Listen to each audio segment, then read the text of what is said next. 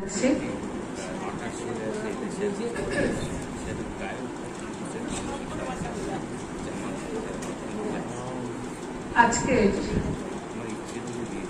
পূর্ব দিগন্ত জ্যোতির্গময় সাহিত্য উৎসবের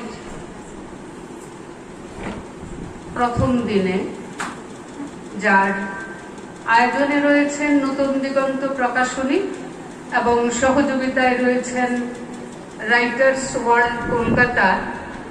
তো আজকের এই অনুষ্ঠানে উপস্থিত বিশিষ্ট অতিথিবৃন্দ রয়েছেন স্যার ডক্টর অধ্যাপক তপোদীপ ভট্টাচার্য মহাশয়। এখানে আগে মহারাজজিরা ছিলেন, চলে গেছেন। রয়েছেন রাইটার্স ওয়ার্ল্ডের সম্পাদক, সভাপতি এবং অন্যান্য সদস্যরা রয়েছেন, বিদগ্ধ ব্যক্তিজনেরা রয়েছেন, সুধী মণ্ডলীরা রয়েছেন। সবাইকে যথাযথ স্থানে প্রণাম, শ্রদ্ধা, ভালোবাসা এবং শুভেচ্ছা জানাচ্ছি। আজকের একটা কথা আমি প্রথমেই বলিনি, নয়তো আপনারা প্রচন্ডভাবে নিরাশ হবেন। এই মিতা বারবার করে বলছিল সুবক্তা সুবক্তা, কথাটা বলেই যাচ্ছে সুবক্তা সুবিতা ঘোষ। একেবারেই সুবক্তা নই, আর বিশেষ করে আজকে আমার তেমন কোনো প্রস্তুতিও নেই, কি বলবো জানি না। ও অত্যাধিক ভালোবাসে, তাই হয়তো কথাগুলো বলছে। তো আগেই আমি বলে দিচ্ছি, আমি কোনো সুবক্তা নই, দু একটি কথা মাত্র আপনাদের সঙ্গে শেয়ার করব। তো আজকে যে এইখানে মিতা বা বলবো আজকের জ্যোতির্গময় উৎসবের কর্তৃপক্ষ আমাকে যে আমন্ত্রণ জানিয়েছেন এখানে দুটি কথা বলার জন্য, যোগ্যতা আমার কতটুকু আছে জানেন না, তবে আমি মনে করি এটা আমার বিরাট সৌভাগ্য। এবং আজকে এখানে এসে জানতে পারলাম যে আমাদের বরাক উপত্যকার ভাষা আন্দোলনের ভাষা সেনানী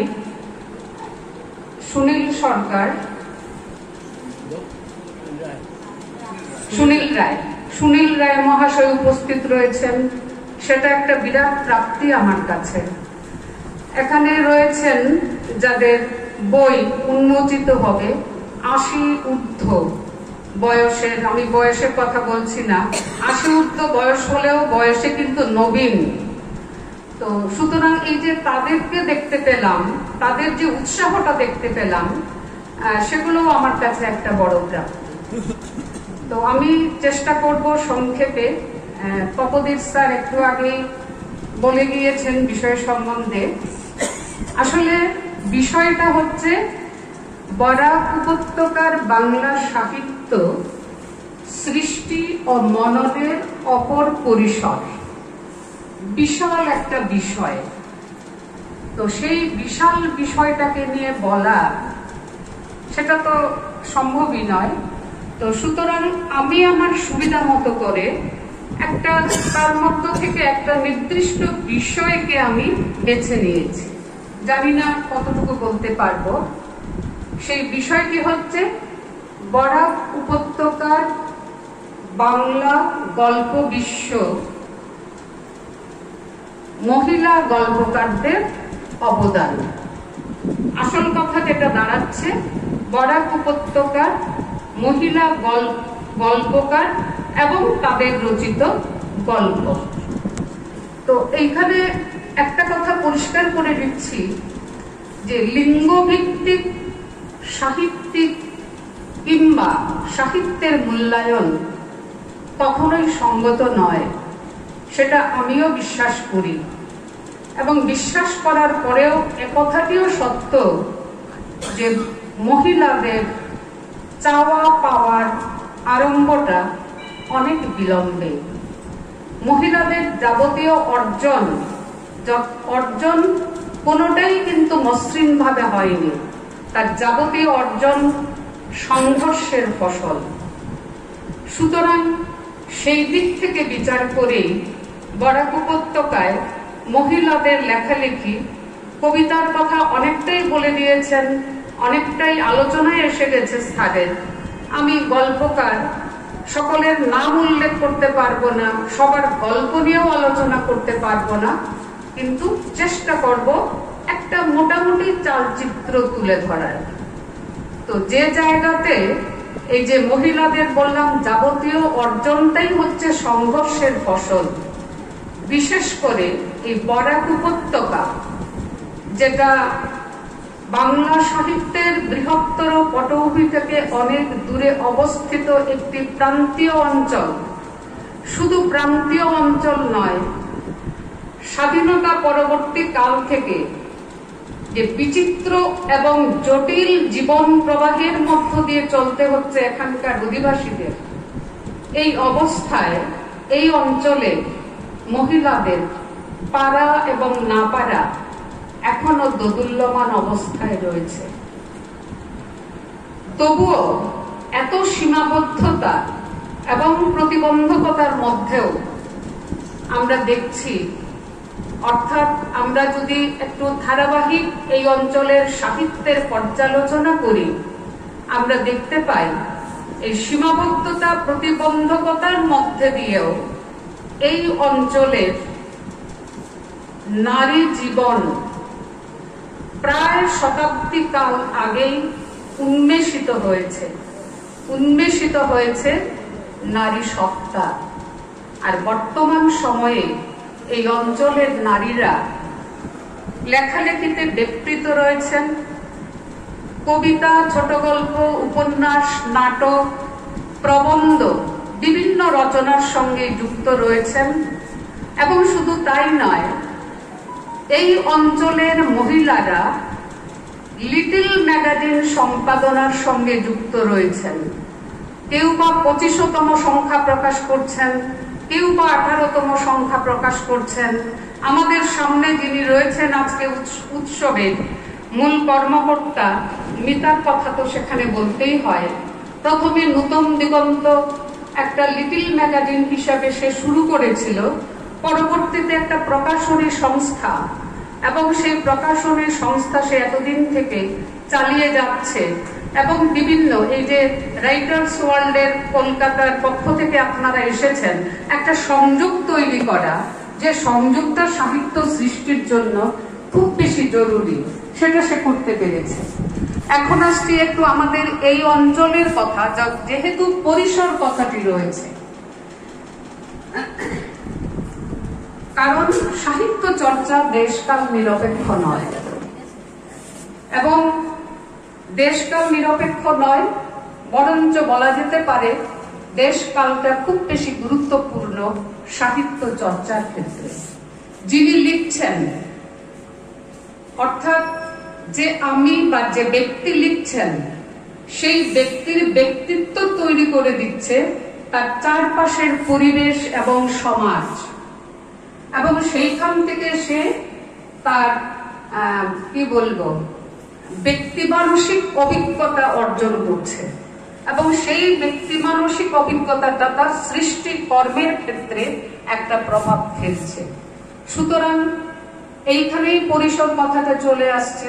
আর আমাদের বরাক উপত্যকার পরিসর আমাদের স্যার কিছু আগে বলে গিয়েছেন যে দেশভাগ পরবর্তীকালে এই অঞ্চলে যে বিভিন্ন সমস্যায় জর্জরিত আমাদের এত অঞ্চল, দেশভাগ পরবর্তীকালে ছিন্নমূল মানুষের একটা প্রবাহ, সেই সমস্ত মানুষের নূতন ভাবে মাটিতে পা শক্ত করে সংস্থাপনের জন্য যে সংগ্রাম, সেগুলো তো ছিলই। সেগুলো কাটিয়ে উঠতে না উঠতেই ভাষার জন্য শহীদ হতে হয়েছিল এত অঞ্চলের বাঙালিদের। শহীদের রক্তস্নাত ভূমি আমাদের এই বরাক উপত্যকা। এরপর তো আছেই সবচেয়ে বড় সমস্যাটা হচ্ছে অস্তিত্ব অনস্তিত্বের সমস্যা, এক দহন জর্জর সমস্যা। বিদেশি বিতাড়ন, এনআরসি, বিদেশি নোটিশ, ডিটেনশন ক্যাম্প, এইগুলো নিয়ে সর্বদাই কিন্তু আমাদের একটা সমস্যার সম্মুখীন থাকতে হয় যে আমার আমিত্ব, আমার অস্তিত্বটা কোথায়। যে এইরকম যে একটা পরিসর রয়েছে আমাদের এতদ অঞ্চলে, শুধু বরাক উপত্যকা তথা সমগ্র আসাম, উত্তর পূর্বাঞ্চল বলা যায়। তো এই যে সমস্যা জর্জরিত একটা অঞ্চল, সেই অঞ্চলের যারা লেখক, যারা সৃজনশীল মানুষ, তারা যে লেখালেখি করছেন, এই পরিসরটা কি তাদের লেখালেখিতে প্রভাব ফেলছে? এরকম বিভিন্ন ধরনের প্রশ্ন আসতেই পারে। তো যেহেতু আমি গল্প নিয়ে আলোচনা করব, তো প্রথমেই যে আমাদের এতদ অঞ্চল এইরকম একটা অঞ্চল, তো সুতরাং সেইখানে গল্প নিয়ে আলোচনা করতে গেলেই যে আমাদের এতদ অঞ্চলে প্রথম গল্প কোনটি, প্রথম গল্প লেখককে আমরা বলতে পারবো না সুনিশ্চিত ভাবে। কারণ এই অঞ্চলে ছোট গল্প কিংবা গল্পকারদের যে নথি, সেইভাবে নথিকরণ হয়নি। তো সেইভাবে নথিকরণ না হওয়ার ফলেই সে ধরনের একদম সুনিশ্চিত নির্দিষ্ট কোনো তথ্য আমরা পাই না, ধারাবাহিক ইতিহাস নির্মাণও সম্ভব হয় না। তবে এটা নিশ্চিত করে বলা যায়, বিভিন্ন গবেষণায় যেটা ধরা পড়েছে, নিশ্চিত করে বলা যায় যে এতদ অঞ্চল থেকে প্রকাশিত শ্রীভূমি পত্রিকা 1915, শিক্ষা সেবক 1925, ভবিষ্যৎ পত্রিকা 1927, এই তিনটি পত্রিকায় কিছু গল্প প্রকাশকে লক্ষ্য করে বলা যায় যে এই অঞ্চলে গল্প রচনার প্রস্তুতি পর্বের একটা সূচনা সেই সময়ে হয়েছিল। পরবর্তীতে স্বাধীনতা পরবর্তীকালে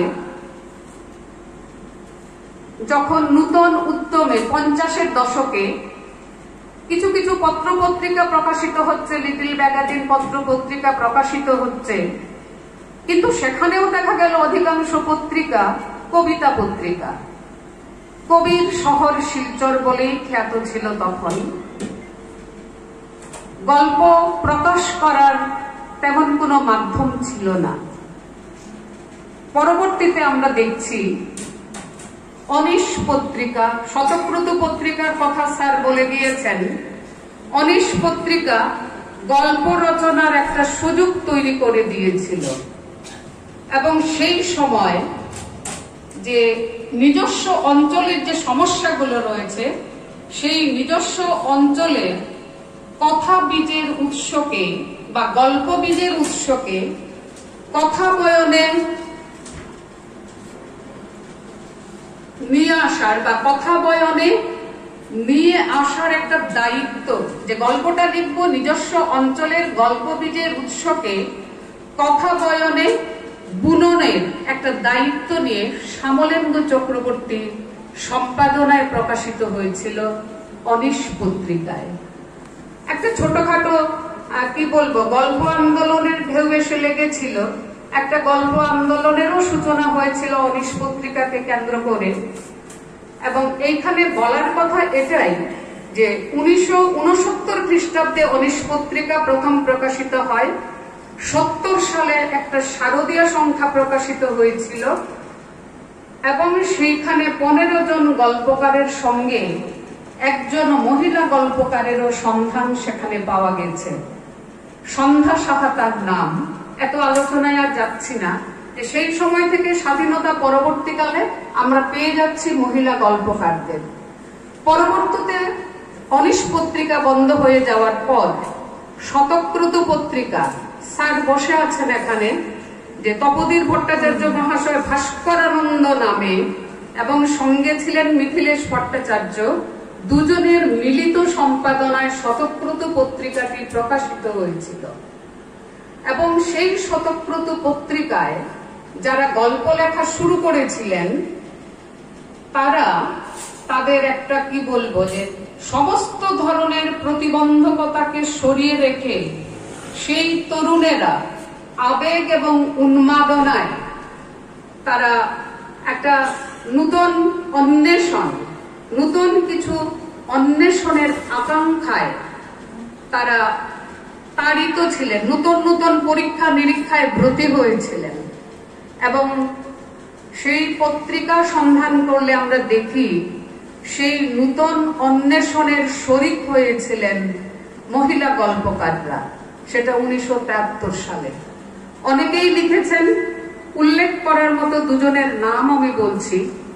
একজন ছিলেন অনুশ্রী সেন, দ্বিতীয়জন কৃষ্ণ মিশ্র, বর্তমানে তিনি দিল্লি প্রবাসী।